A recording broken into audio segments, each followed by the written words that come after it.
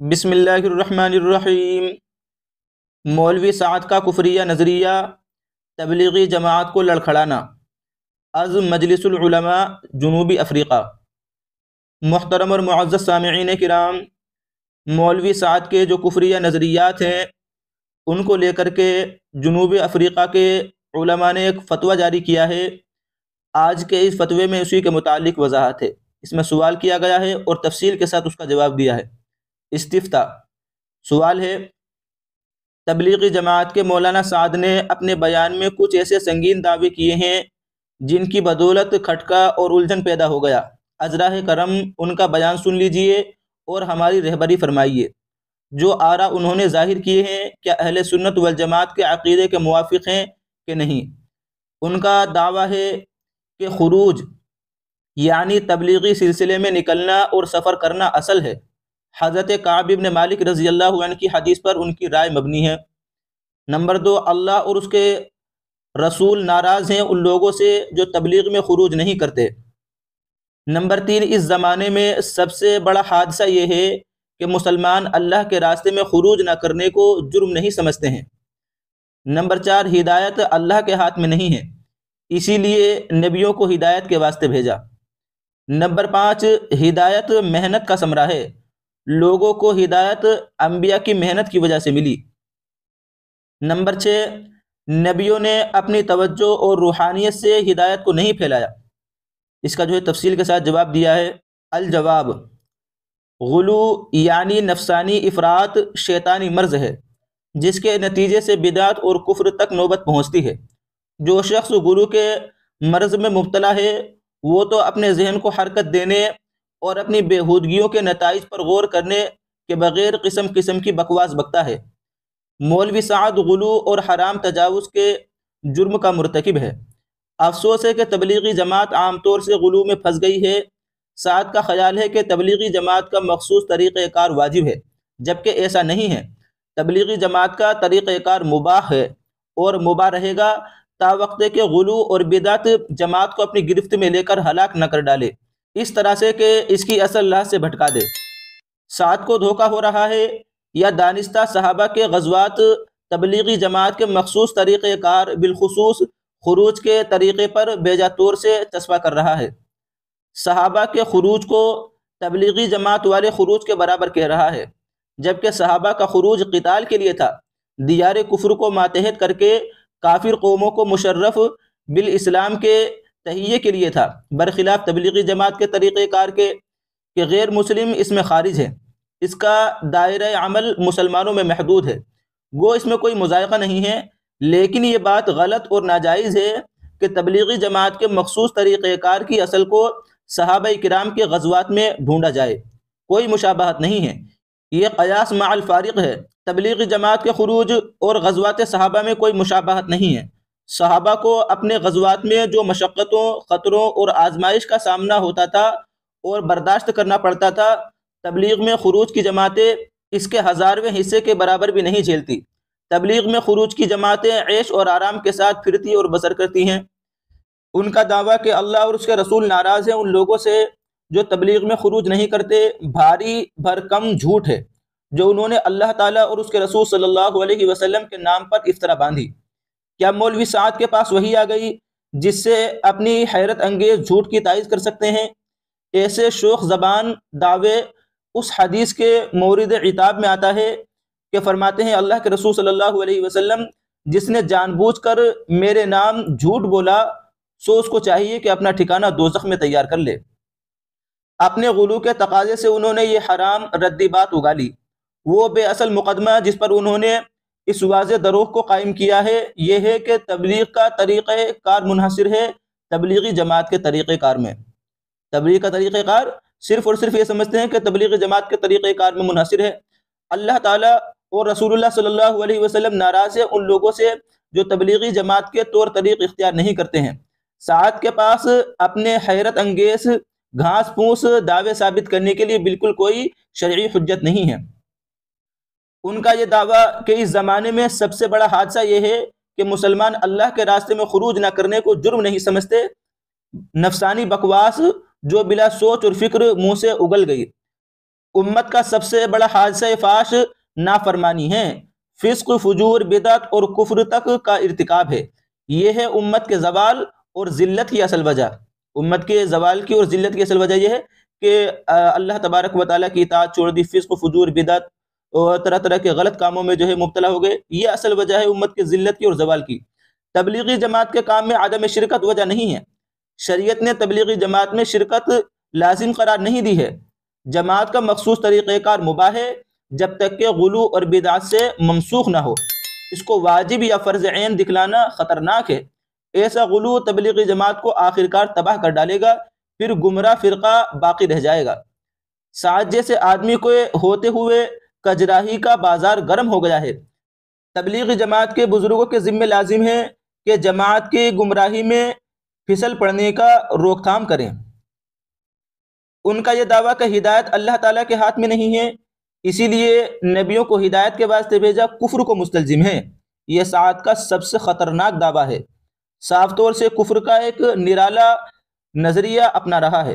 قرآن مجید مملو ہے، قرآن مجید بھرا ہوا ہے ایسی آیتوں سے جو صاف کہتی ہے کہ ہدایت صرف اللہ تعالیٰ کی طرف سے ہے۔ قرآن کی کچھ آیتیں اتفاقیہ ذیل میں مذکور ہیں تاکہ سعد کی خطرناک کجراہی درپردہ تبلیغی جماعت معلوم ہو جائے۔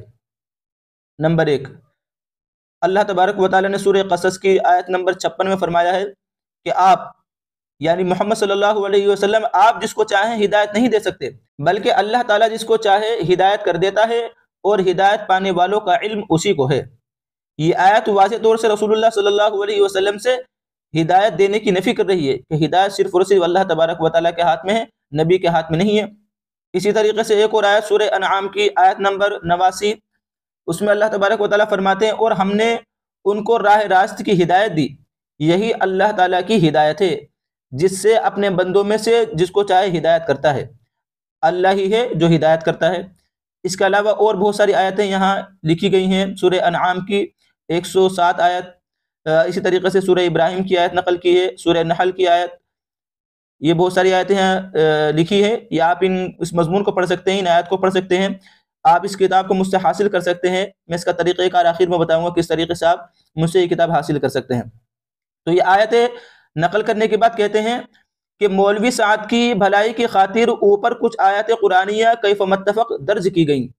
ان جیسی آیتوں سے قرآن مملو ہے، قرآن بھرا ہوا ہے، اور قطعی طور پر ثابت کرتا ہے کہ ہدایت صرف اللہ عز و جل ہی کا کام ہے۔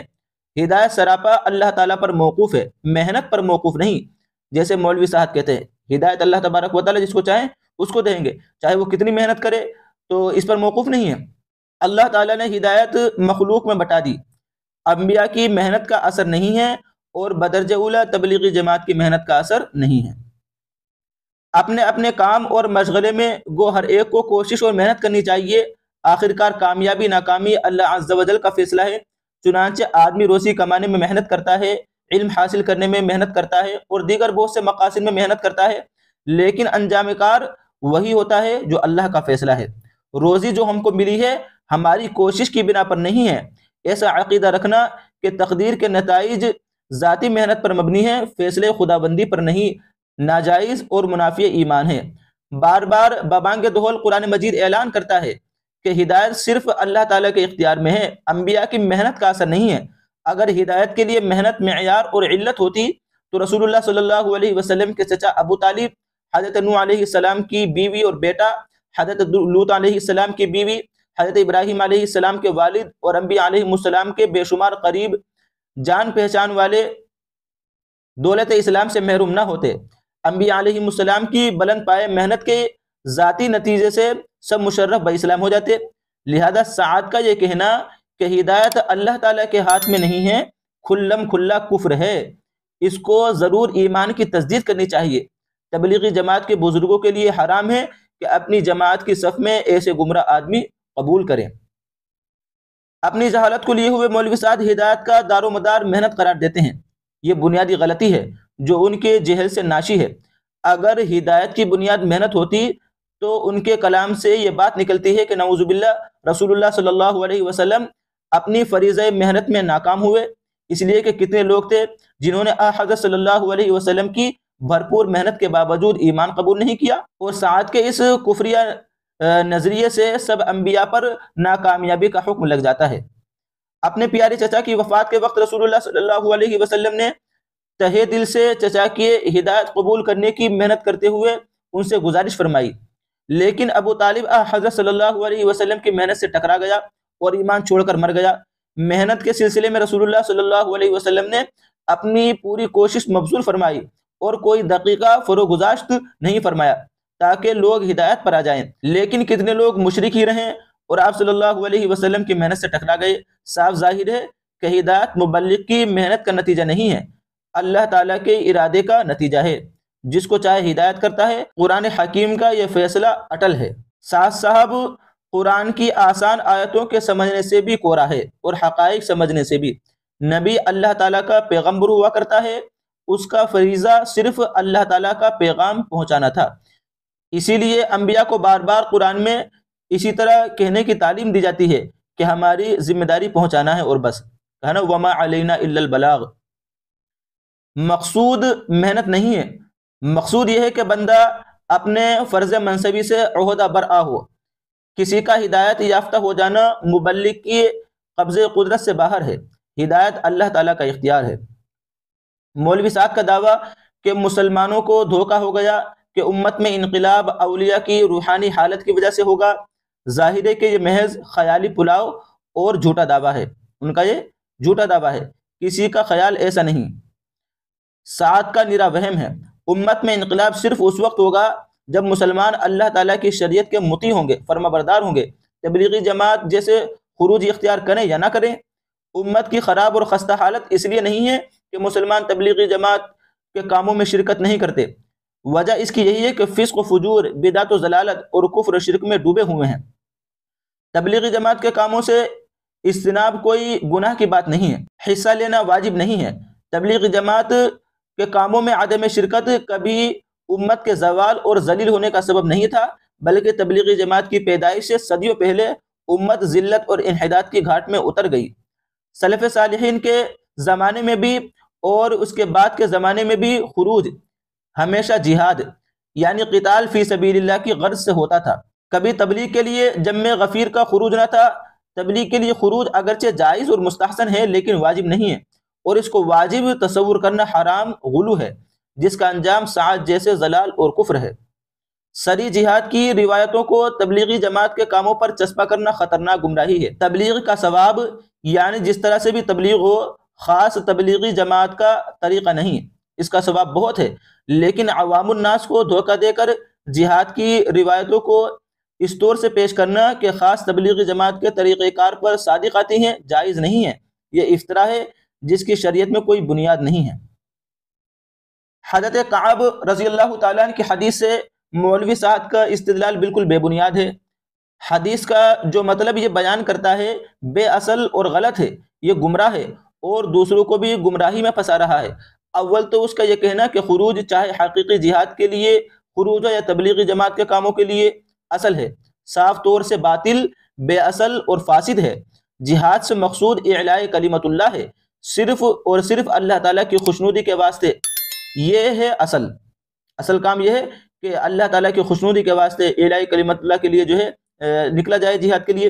خروج اصل نہیں ہے، خروج صرف اصل کی تحصیل کے لیے ایک طریق ہے، لیکن سعد نے بیل کے سامنے حل لگا لیا۔ غزوہ تبوک میں شرکت نہ کرنے کی بدولت جو خفگی حضرت کعب رضی اللہ تعالیٰ عنہ پر ہوئی وہ اطاعت نہ کرنے کی وجہ سے تھی۔ اللہ کے رسول صلی اللہ علیہ وسلم جو حضرت کعب رضی اللہ تعالیٰ عنہ پر ناراض ہوئے وہ اطاعت نہ کرنے کی وجہ سے ناراض ہوئے، نکلنے کے حکم کی بجا آوری نہ لائے، پیچھے رہ گئے، حالانکہ ان کے پاس کوئی عذر نہ تھا۔ یہی ان کی غلطی تھی جس کی بنا پر رسول اللہ صلی اللہ علیہ وسلم نے ان سے قطع تعلق کا حکم صادر فرمایا۔ نیز حضرت کعب رضی اللہ تعالیٰ عنہ کی غلطی حقیقی جہاد سے متعلق قتال فی سبیل اللہ کے خروج میں تھی۔ یہ ایسا خروج نہ تھا جس کو تبلیغی جماعت والوں نے گزشتہ صدی سے ایجاد کیا۔ اگر سعد کی منطق کسی طرح معتبر اور مجوز ہوتی تو حضرت کعب رضی اللہ تعالیٰ عنہ کے خروج نہ کرنے سے نتیجہ یہ ہونا چاہیے کہ جتنے لوگ تبلیغی جماعت کے کام میں خروج کو منظور نہ کریں ان سب پر وہی حکم لگنا چاہیے جو حضرت کعب رضی اللہ تعالیٰ عنہ پر لگ گیا۔ اس طریقے سے اللہ کے رسول صلی اللہ علیہ وسلم حضرت کعب رضی اللہ تعالیٰ عنہ سے ناراض ہوئے اور ان سے قطع تعلق کر دیا۔ تو اسی طریقے سے جو لوگ تبلیغی جماعت میں نہ نکلے ان سے بھی قطع تعلق کر دینا چاہیے۔ اس کا لازمی نتیجہ یہ نکلے گا کہ اس زمانے کے تقریباً 2 ارب مسلمان جو تبلیغی جماعت کے مخصوص طریقہ کار کا خروج میں صرف حصہ لینا نہیں بلکہ اس میں شرکت کے وجوب کو انکار بھی کرتے ہیں، سب سے قطع تعلق ہونا چاہیے۔ تبلیغی جماعت کی بھاری غلطی یہ ہے کہ جہاد کی سب روایتیں اپنی مخصوص قسم کی تبلیغ پر منطبق کرتی ہے، جبکہ تبلیغی جماعت اور صحابہ کے جہاد کے مابین کوئی نسبت نہیں ہے۔ اگرچہ اس نسبت کا نہ ہونا گناہ کی بات تو نہیں ہے، جہاد سے متعلق حدیث کی روایتوں کو بیجا محمل پر رکھنا نادرست اور ناجائز تو ہے۔ تبلیغی جماعت کا مطمع نظر ایمان کی اصلاح اور ضروری دینی تعلیم دینے پر ہے۔ ان بنیادی مقاصد کی تحصیل کے لیے قتال ہمارے زمانے میں شرط نہیں، جس طرح صحابہ کے زمانے میں تھا۔ قتال واجب اس لیے تھا کہ بلاد کفر ماتحت ہو کر دین قائم کرنے کی راہ میں رکاوٹیں دور ہو جائیں، لیکن قتال کی یہ ترتیب تبلیغی جماعت کے طریقہ کار میں شامل نہیں ہے۔ اس کی وجہ سے تبلیغی جماعت پر رد اور قدح تو نہیں ہوگا، لیکن جہاد کی روایتوں کے بے محل استعمال پر ان پر رد اور قدح درست ہے۔